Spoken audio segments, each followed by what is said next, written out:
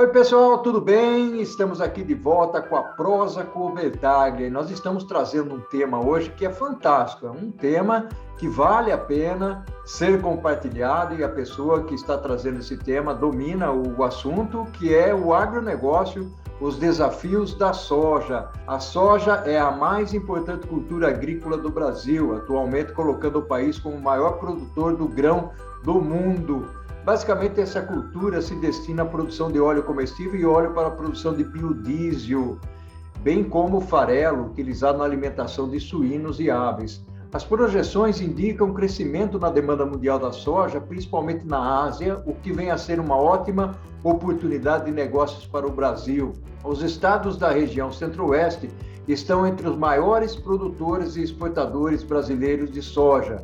No cenário nacional, o estado de Mato Grosso do Sul é o quinto maior produtor de soja.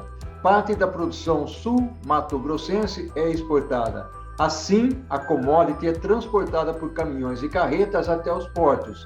Os portos principais utilizados na exportação de soja são Santos e Paranaguá. E para prosear comigo sobre esse assunto fantástico, eu vou trazer aqui o amigo André Dobashi. Oi, André, que bacana, meu amigo, muito legal a sua participação aqui, uma honra, um orgulho para mim tê-lo presente aqui na Prosa com Bertaglia. Seja bem-vindo, André.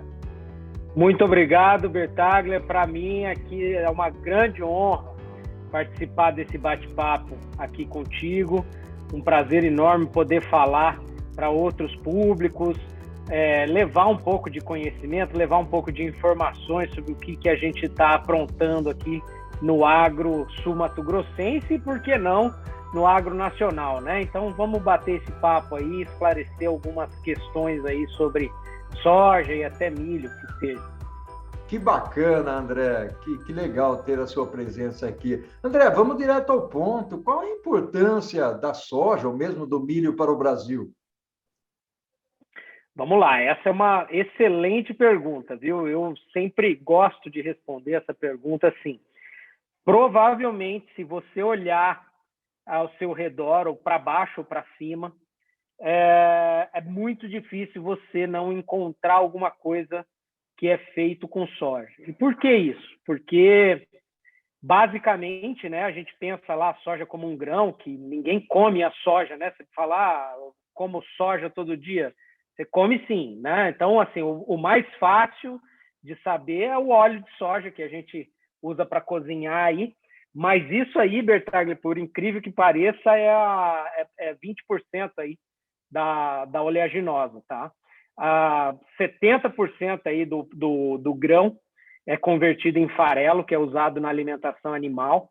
E aí sim, essa soja em forma de proteína animal, ela vem presente em diversos tipos de produtos, né? Então, do botão da camisa, a tinta, pigmento, sapato, enfim, a maioria das coisas que a gente usa no dia a dia aí, elas contêm alguma coisa oriunda da cadeia animal, né? Quer seja do pelo, das vísceras, da própria carne que a gente come. E tudo isso, eu costumo falar, um porco é uma soja em pé, uma vaca é uma soja em pé, porque hoje a gente tem grande parte da alimentação animal baseada em soja, em farelo de soja, em concentrados à base de soja, né?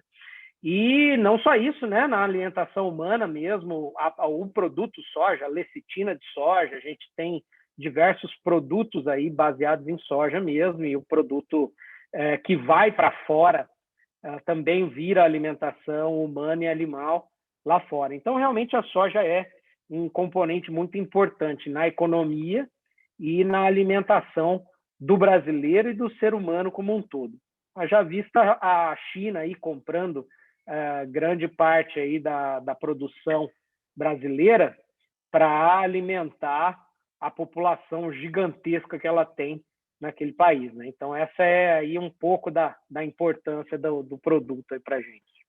Olha que bacana, que introdução legal que você trouxe aí, trazendo a importância da soja para a gente. E você trouxe algumas curiosidades em relação ao uso da soja. Aqui, na minha perspectiva, eu sempre achei que a soja teria uma participação maior, principalmente na parte de oleaginosa, né? Na parte de óleo de soja, e você aí já disse que 70% é na parte do farelo, né? E gostei da expressão de a soja, né? O porco em pé representa a soja, a vaca, muito bacana aí. E quando a gente fala de exportação e em relação ao mercado interno, como você enxerga isso, tanto da perspectiva Mato Grosso do Sul, ou mesmo da perspectiva nacional, se você quiser comentar sobre isso, André? Ah, legal. Vamos falar um pouquinho da cadeia em âmbito nacional, né, Bertagli? Porque, assim, imagina que o produtor, ele, enquanto mercado interno, ele vai ter só o componente produto, né? Então, eu negocio com o meu vizinho aqui em produto soja, eu uso um indexador interno, né? Uma bolsa interna, um mercado interno ali, para fazer o preço e forneço o produto para ele. Isso acontece bastante em cooperativa. Eu vendo lá para a cooperativa que produz manteiga, que confina porco, que confina boi, que faz uso aí que esmaga para óleo, enfim, para todos os diversos usos da soja. Ela vai fazer um preço até baseado em Chicago, que a gente usa muita bolsa de Chicago para fazer isso, mas sempre com um olhar interno, sem levar em consideração os valores portuários, né, para tirar esse produto fora do país. E um componente muito importante é o câmbio. Então, quando a gente pensa em exportação de produto, tem toda uma estratégia também de aproveitar essa diferença cambial.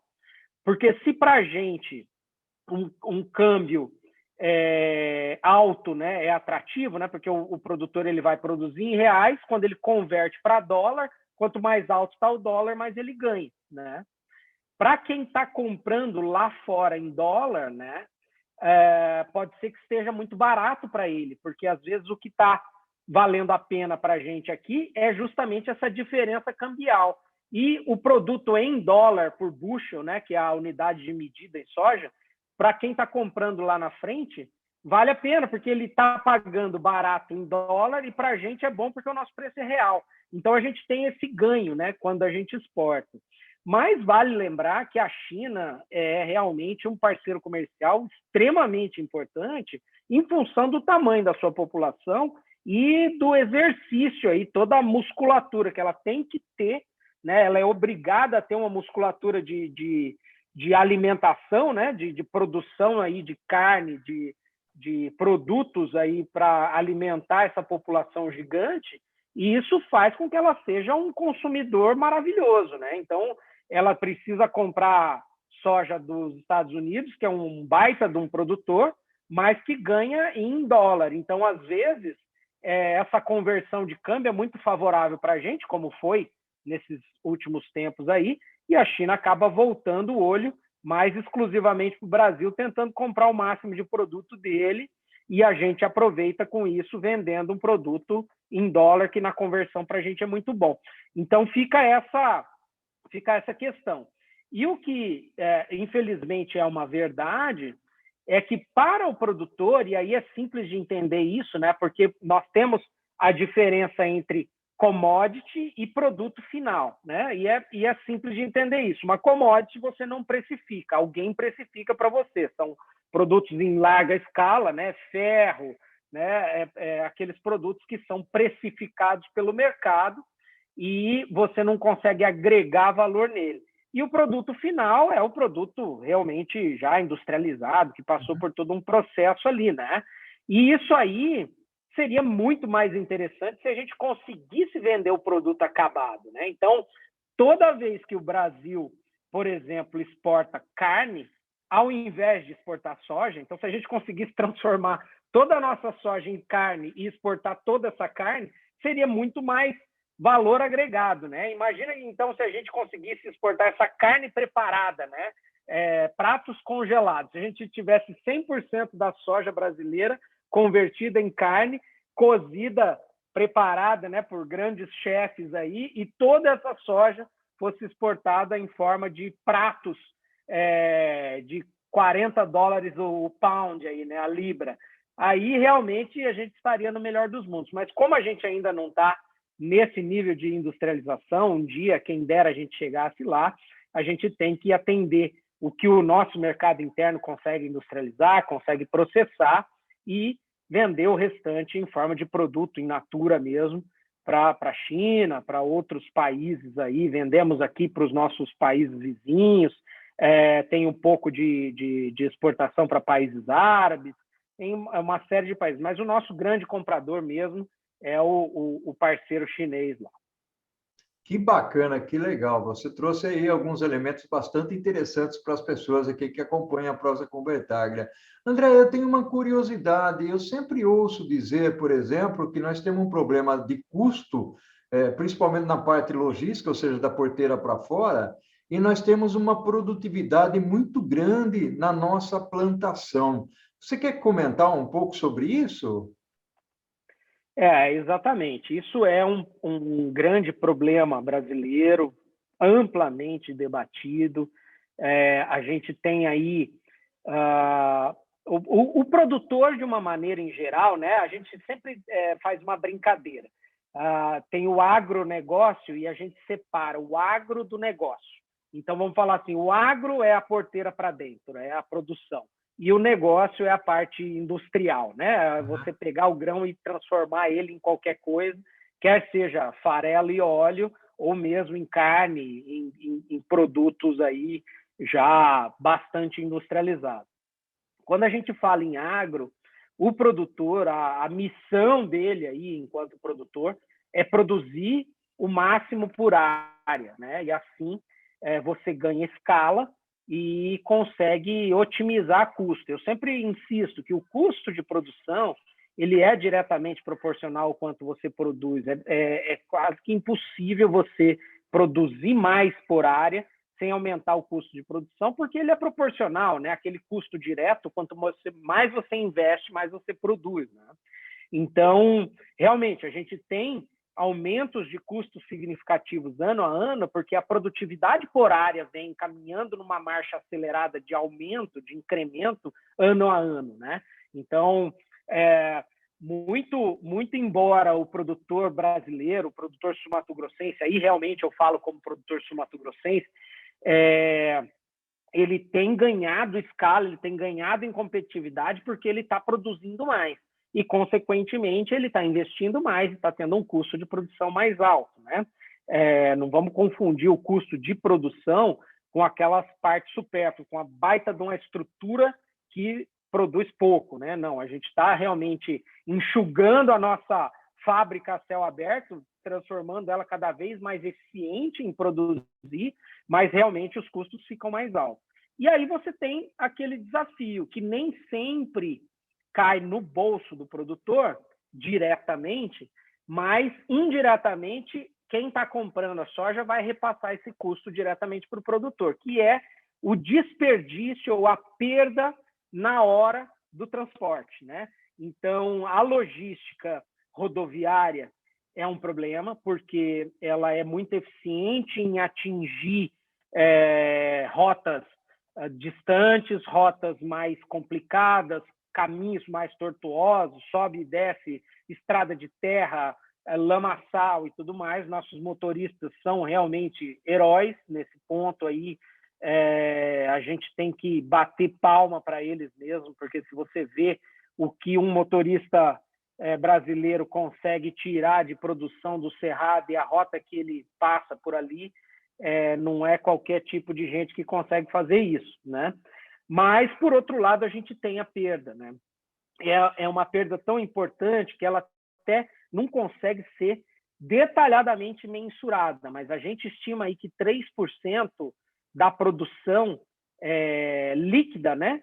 Porque a gente tem todas as perdas no processo. Perda no processo de dessecação, que é a padronização da colheita para a colheita em si.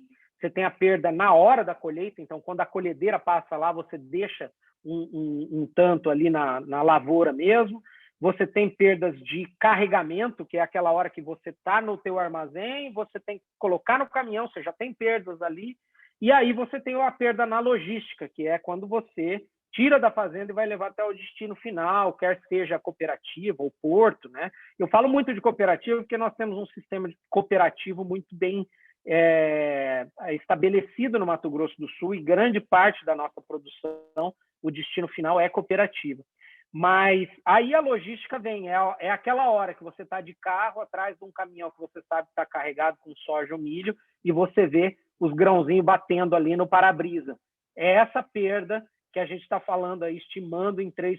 Inclusive, tem um trabalho interessante que a Universidade do Mato Grosso, a Federal do Mato Grosso, estava tentando fazer lá no departamento de economia deles, onde eles querem estimar de uma maneira muito mais detalhada essas perdas na logística. E aí, nesse ponto, a gente precisa realmente melhorar o nosso escoamento de grãos, né? Melhorar não só a malha rodoviária, melhorar aí as bandas de rodagem, melhorar o entendimento em balança, em peso máximo, transportável. Essas pautas todas são muito discutidas aí para a gente tentar melhorar a legislação em cima disso, mas ainda tem muito ponto para ser elucidado, sabe?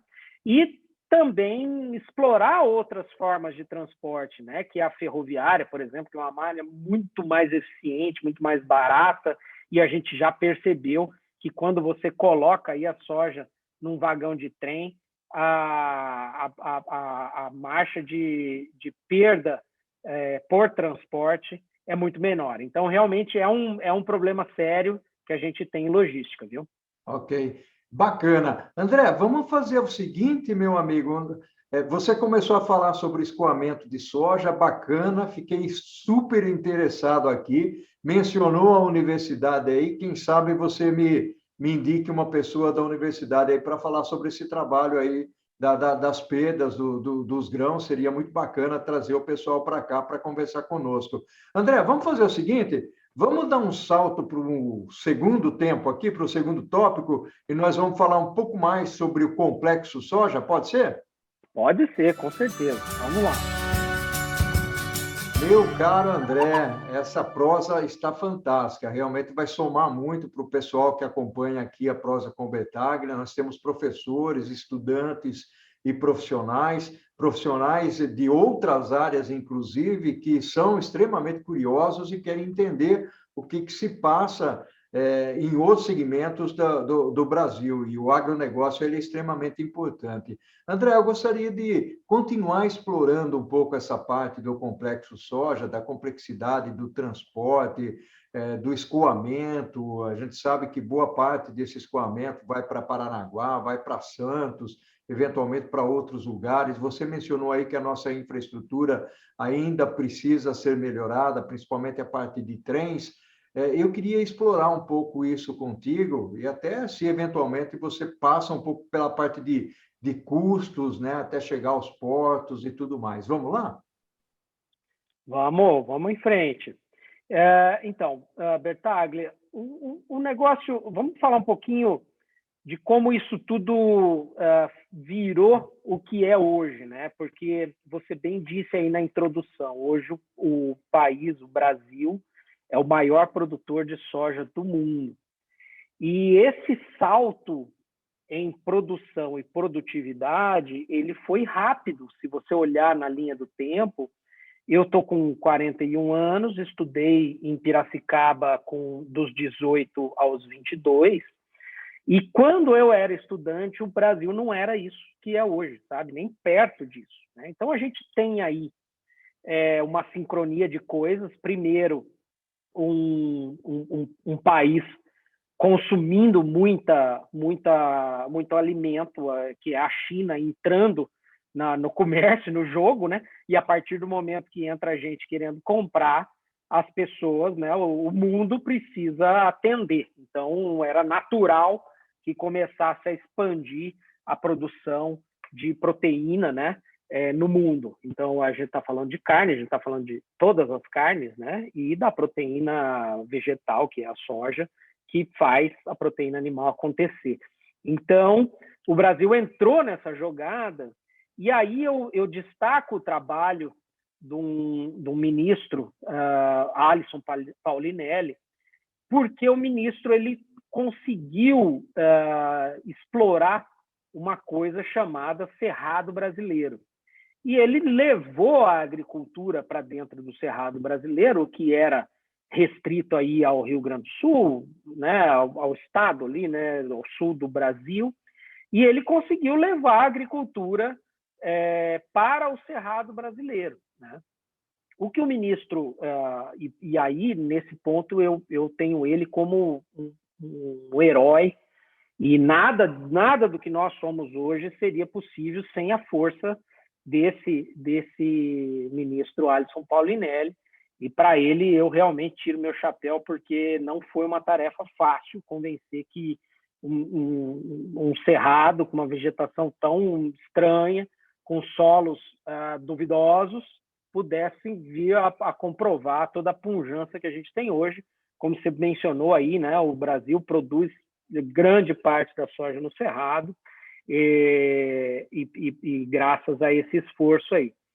Só que a gente tinha que, ao mesmo tempo, ou talvez não na mesma sincronia, mas assim, e aí não é só o esforço dos produtores, isso precisa política, precisa uma organização econômica, social, porque o impacto é grande, de fazer a estrutura de escoamento, né? Então, veja que para produzir em um determinado local, se você tiver tecnologia, que foi justamente o que o ministro Alisson Paulinelli promoveu ao longo desses anos, você consegue produzir, mas você não consegue retirar de lá, né? Então, quando a gente fala de logística, nós estamos falando em toda uma estrutura, uma capilaridade que consegue retirar o produto de um lugar e colocar ele rápido e de forma barata, né, num porto que precisa navegar até o destino final, que vai ser aí a China ou qualquer outro país,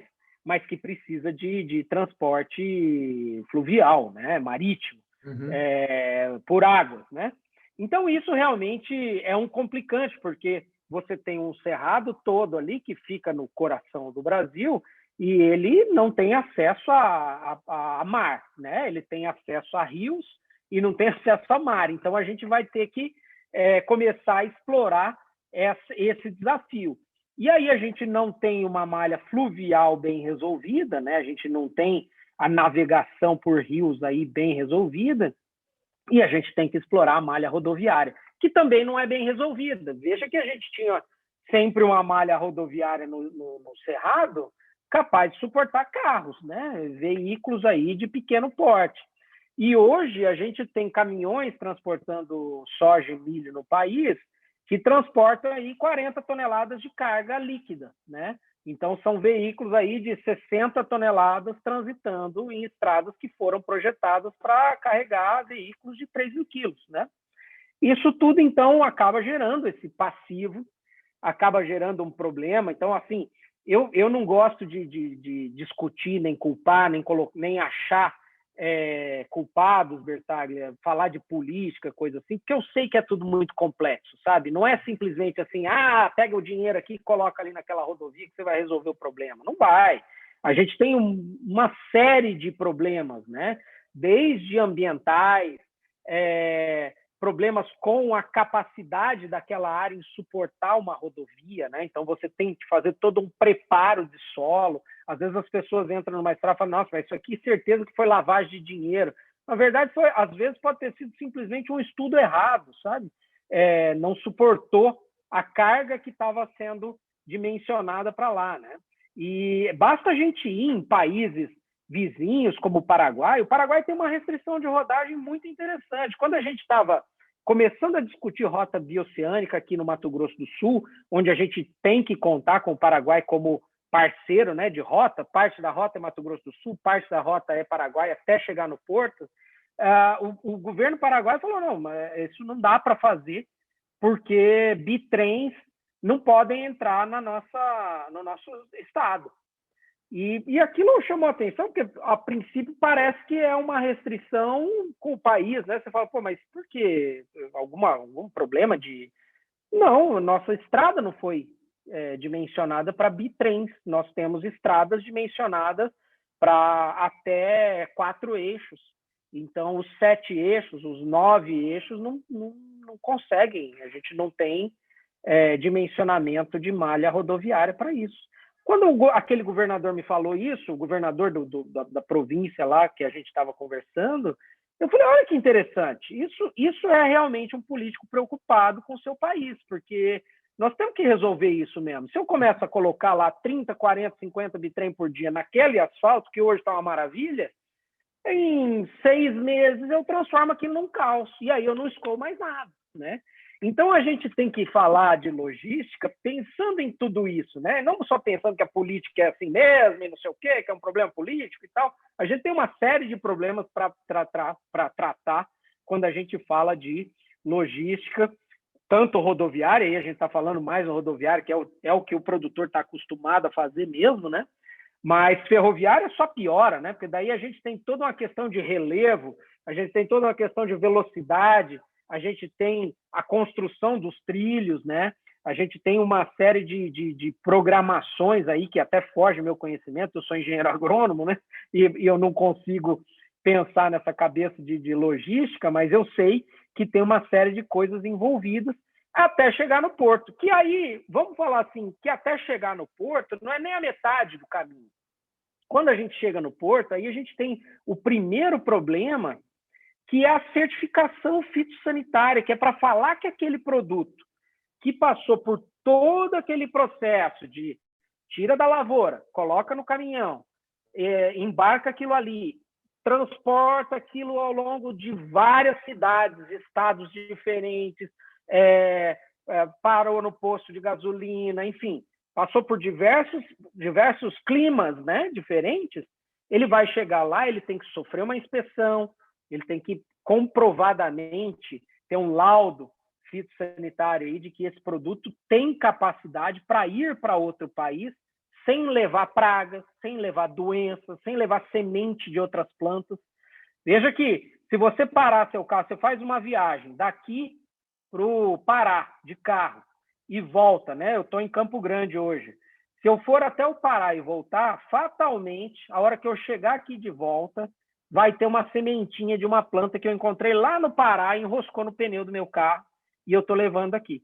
Imagina uma produção que viaja de Campo Grande aqui até o nosso porto mais próximo, está em Porto Murtinho, que é uma cidade aqui do Mato Grosso do Sul, que hoje, graças a um esforço tremendo do governo do estado, onde a gente participou também, a AproSoja, a Federação de Agricultura aqui também participou dessa possibilidade de exportar direto do porto aqui. Mas para chegar até lá, são 3 municípios no mínimo que você atravessa com esse produto. E aí a gente vai ter que parar esse produto, fazer toda essa inspeção para ver se você não tem nada que ameace a segurança alimentar do outro país que está recebendo essa soja, colocar ela dentro de um navio, né, e levar embora. Muitas vezes a gente tem um outro problema, que esse navio, o destino final dele não é o destino final do produto que está sendo vendido. Então ele precisa parar e fazer uma segunda inspeção aí para transportar em outro navio, né? Então você tem que ter um entreposto ou mesmo um local onde você faça o transbordo dessa mercadoria no mar, né? Lá no meio do mar. E aí você tem uma série de restrições, de ameaças, né? A gente tem pirataria, né? A gente tem a questão de roubos, de assaltos aí em alto mar, a gente tem um problemaço de fiscalização fitossanitária em alto mar, porque você tem que levar um técnico até lá para inspecionar tudo aquilo, uma série de problemas de estrutura, né? Porque você não tem lá toda a disponibilidade de energia, de gente, de tudo que você tem em terra seca, né? Então, esses problemas todos, aliados à escala, né? Que nós não estamos falando assim de um container de telefone celular.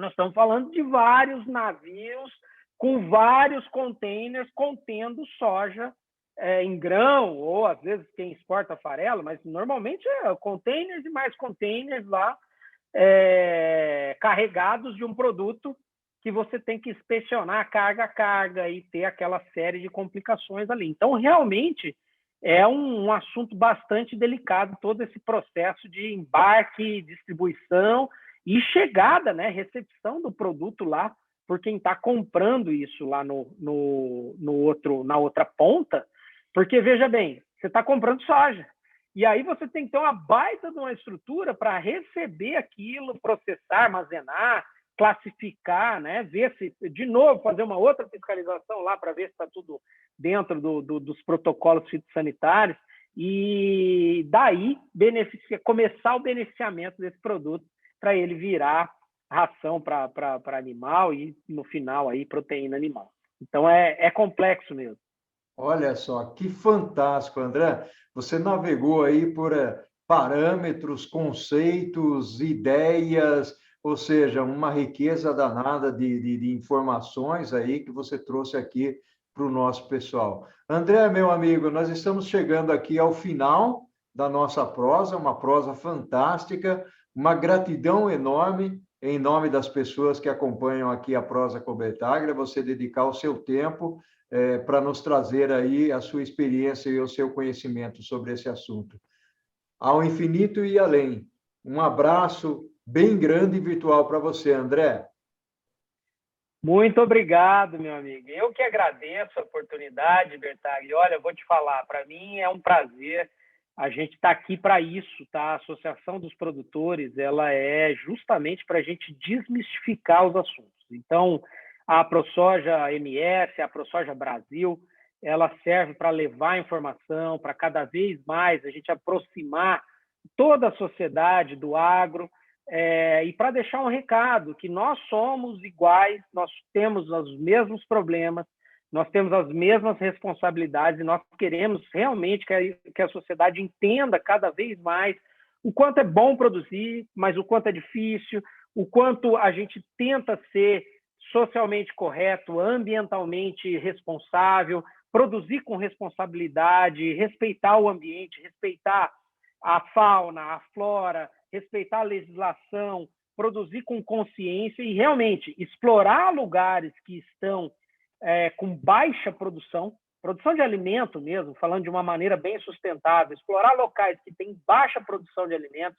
explorar locais que têm alta aptidão para sequestro de carbono. Se é uma coisa que o agro hoje tem como missão, é realmente de resolver o problema dos grandes centros urbanos, o problema da urbanização que gerou esse passivo, que é a emissão de carbono na atmosfera.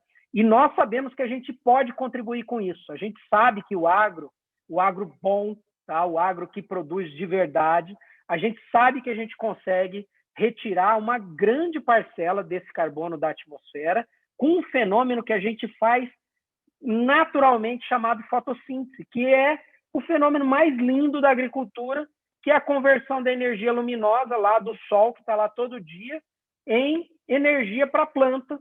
E com isso a gente fixa esse carbono da atmosfera numa forma grandiosíssima de fertilidade para a terra, que é a matéria orgânica. Então, essa é a nossa missão, e eu que agradeço aí a Prosa com Bertaglia por estar levando esse tipo de informação à sociedade. Parabéns pelo seu trabalho, continue com isso e conte com a gente sempre que você precisar de mais detalhes sobre o agro. Uau, gratidão, André, gratidão enorme. Um abração para você. Tchau, tchau. Valeu. Tchau, tchau. Um abraço.